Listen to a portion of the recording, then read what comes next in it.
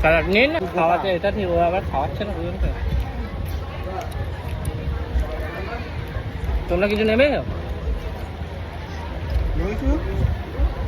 নেবে কি কিছু?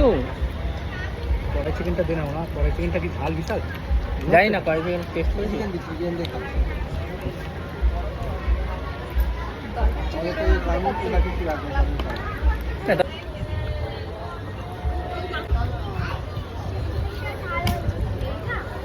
না নিয়ে তোমরা দুজন আবার হাফ হাফ করো।